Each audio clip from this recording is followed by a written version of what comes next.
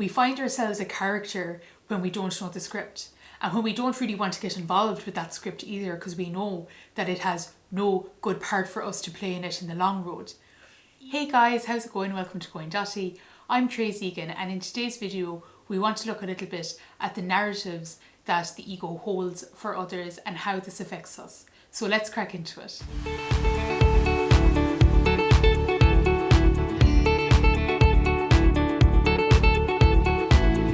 The ego has to define narratives going on for the different aspects and the different facets of self.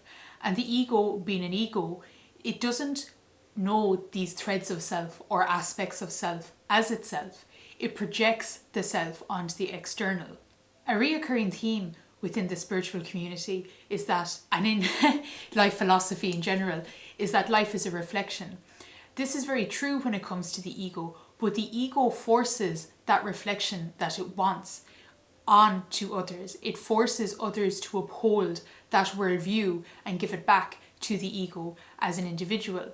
So the ego's self, the threads of itself, the multifaceted self, the aspects of self, the ego is and has all of these, but in a very dense formation. So instead of the self being inside of the self and solid and secure in the self, the inner being of an ego is very frightened, very dark and in shadow.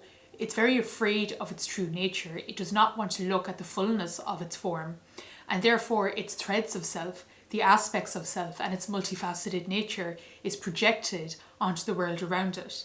Because the ego sees itself only through the external, that means that its life happens through the external.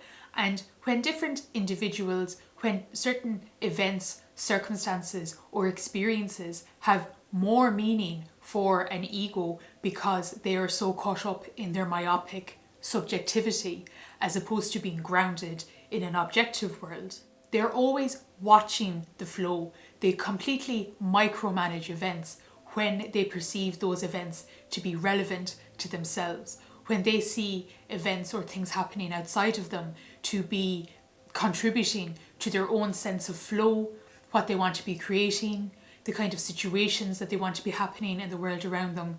When the ego sees these things happening around the self, it very much elicits a form of control and micromanagement over these things when and where it can. A lot of the time, when an ego predefines, premeditates and prescripts events, that also means that there could be an awful lot of symbolic meaning layered onto a situation. What you might think is an innocuous conversation or just an average conversation can be an ego trying to pull multiple levels of data from the situation. It might be fulfilling a completely different layer of reality within its own mind. This is one of the reasons why we can suggest that not only is the ego extremely ungrounded in consensus reality with other people, but it's also very deluded to a certain extent. It lives in its own internal illusionary world. It is not engaged and involved in the consensus reality, objective reality with other people. It is living within the self. It has its own story going on. It has its own narrative, and it is seeking to fulfill that story and bring it through to its fruition all of the time. Oftentimes for an ego, events and situations can be so rich with meaning and symbolic understanding, and it's very difficult when we get caught up in these moments because we find ourselves a character when we don't know the script, and when we don't really want to get involved with that script either because we know that it has no good part for us to play in it in the long road. So when it comes to the ego controlling the narrative, controlling the lucidity and the stories that is going on for everybody, that's where it becomes really difficult. An ego will very much control your lucidity. Lucidity, what I mean by that is what you're lucid to. What are you aware of what's going on? And an ego will very much try to invalidate you, gaslight you, belittle you, invalidate what's being said. They will try and contort the lucidity of what you are aware of. Is that the ego has very little sense of self. The ego is deeply unconscious and is genuinely unaware most of the time in its lucidity of what it is doing. when the ego is in those moments of enjoying the negative elements that it has brought to fruition, they're not really lucid within that. It's more a program of response.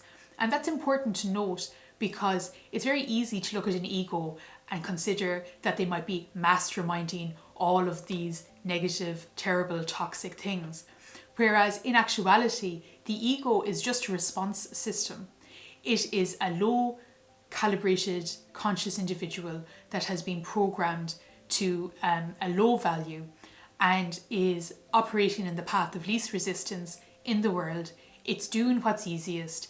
It has been brought up, or certainly surrounded within social structure for the last few decades, in this larger world construct that supports these low value ways of moving and thinking. The ego is not in control of itself.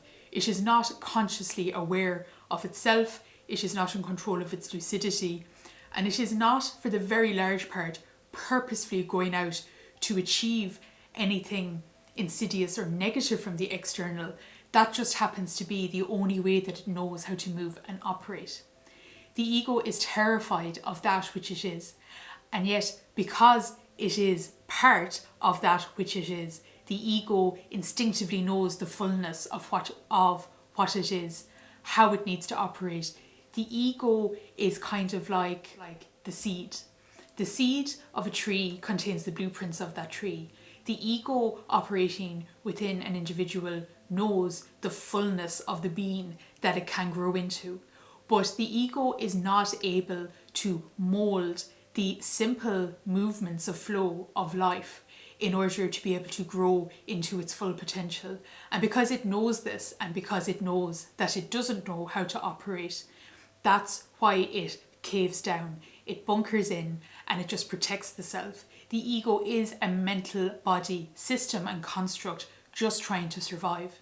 And that's it on today's video about how egos control the narrative and control lucidity. They throw a thread, an element and an aspect over onto others, and they force other people to uphold that story for them. We will go into more detail about how that affects an individual in another video, and I hope you join me for that. But please let me know how you found this today. Please comment below. Please like the video if it has been useful to you, because that's good biofeedback. And please support the channel by subscribing, because I'd really appreciate that. Thanks so much for your time, and I hope to see you guys again. Look after yourselves, and I'll talk to you soon.